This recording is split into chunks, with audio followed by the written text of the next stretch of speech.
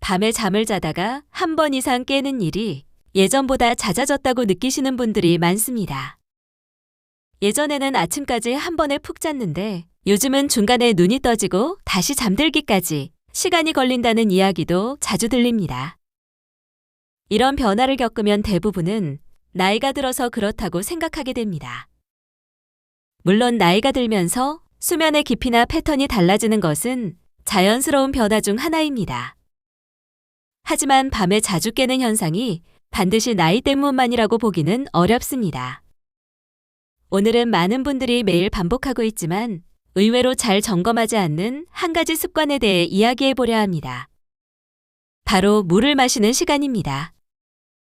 이 이야기는 특정 질병이나 치료에 대한 내용이 아니라 생활 습관 관점에서 스스로 점검해 볼 수 있는 일반적인 정보라는 점을 먼저 말씀드립니다. 하루를 떠올려 보면 아침이나 낮에는 바쁘다는 이유로 물을 충분히 마시지 못하는 경우가 많습니다. 그러다 저녁이 되면 갈증을 느끼면서 식사 후에 물을 많이 마시거나 잠자리에 들기 직전에 물을 한 컵 이상 마시는 습관이 생기기도 합니다. 이런 습관이 밤중에 잠에서 깨는 현상과 어느 정도 관련이 있을 수 있습니다. 우리 몸의 신장은 낮과 밤에 같은 방식으로 작동하지 않습니다. 일반적으로 밤이 되면 소변을 만들어내는 속도가 자연스럽게 줄어들면서 잠을 유지할 수 있도록 돕는 방향으로 몸이 조절됩니다. 그런데 잠들기 직전에 수분이 한꺼번에 많이 들어오면 이 균형이 깨질 수 있습니다. 방광이 예상보다 빠르게 차오르게 되고 뇌에 배뇨 신호를 보내면서 잠에서 깨게 되는 상황이 발생할 수 있습니다. 이 과정은 병이 있어서라기보다 몸의 자연스러운 조절 시스템이 외부 자극에 반응한 결과라고 볼 수 있습니다. 여기서 한 가지 더 중요한 점은 수면의 깊이입니다. 수면이 깊을수록 외부 자극이나 신체 신호에 덜 민감해지고 반대로 수면이 얕아질수록 작은 자극에도 쉽게 깨어나게 됩니다. 즉, 수분 섭취로 인한 방광 자극과 수면의 깊이는 서로 영향을 주고받는 관계에 있습니다.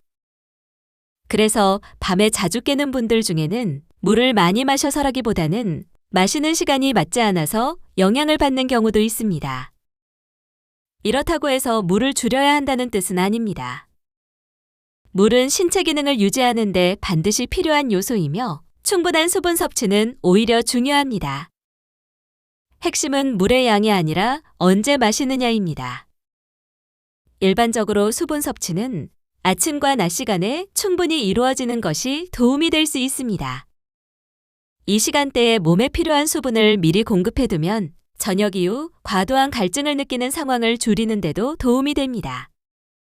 반대로 저녁 이후에는 물을 한 번에 많이 마시기보다는 소량으로 나누어 섭취하는 방식이 부담을 줄일 수 있습니다. 입이 마를 때도 컵 하나를 한 번에 비우기보다는 한두 모금 정도로 조절해 보는 것이 한 가지 방법이 될 수 있습니다. 이처럼 수분 섭취 시간을 조금만 조정해도 밤중에 깨는 횟수가 줄어들었다고 느끼는 분들도 있습니다.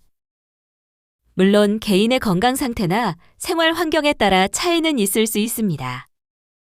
야간 배뇨가 갑자기 심해졌거나 다른 불편한 증상이 동반된다면 전문적인 상담이 필요할 수도 있습니다.